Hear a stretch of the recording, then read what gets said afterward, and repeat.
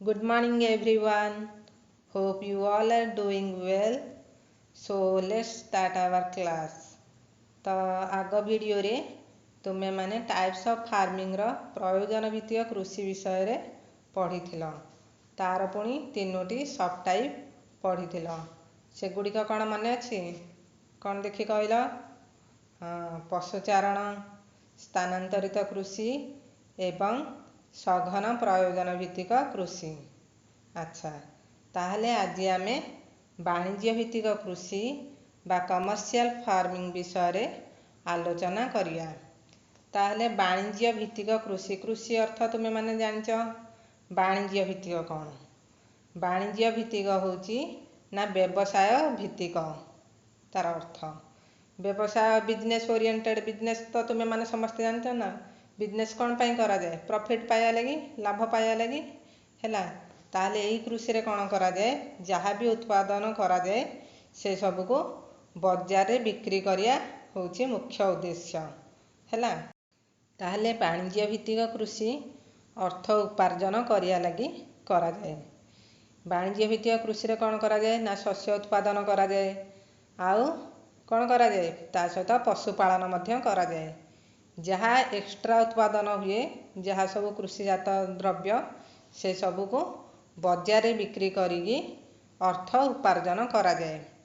तुमे मानकर मने थिबो प्रयोजन भित्तिक कृषि रे कौन पढ़थिल? से माने छोट जमी रे पारंपरिक पद्धति रे चाषबास करथिले हैला।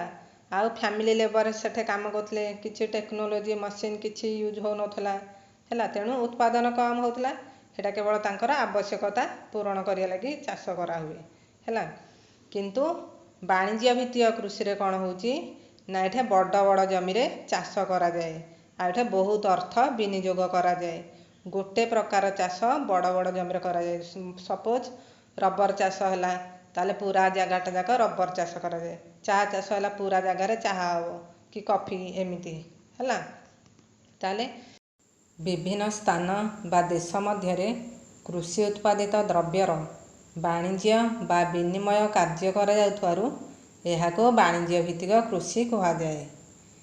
देशर आवश्यकता पूरण करिबा सह बळका द्रव्य को अन्य देश को रप्तानी करा जाई अर्थ उपार्जन करा जाइथाए।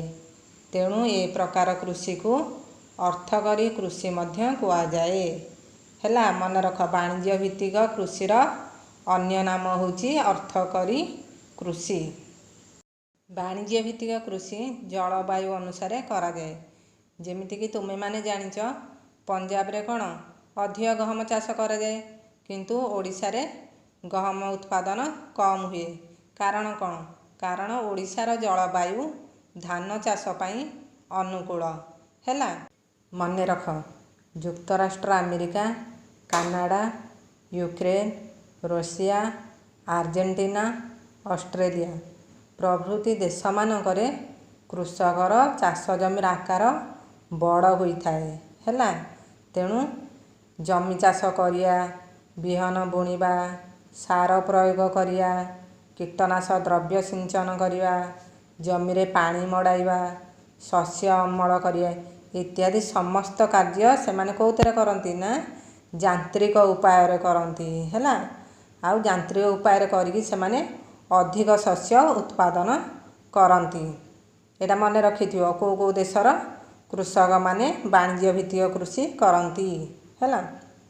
ताहले गहम, मक्का, कपा एही देश मानकर मुख्य फसल अटे।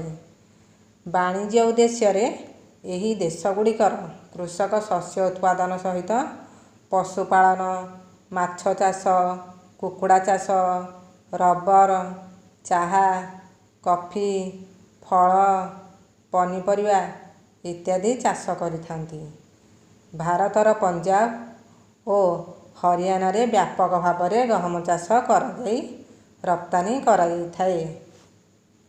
ताहले वाणिज्य भित्तिक कृषि को अर्थकरी कृषि बोली मध्य कहा जाए बोली तुमे माने जानिल। आ एथिरे बड़ बड़ चाष जमी रे सबु कार्य यांत्रिक पद्धति रे करा जाए एवं अर्थ उपार्जन करा जाइथाए। वर्तमान तुमे माने बही बाहर करिकी पढ़। पुणी तुम मान सहित मोर ପରବର୍ତ୍ତୀ ଭିଡ଼ିଓରେ ଦେଖାହେବ। Thank you.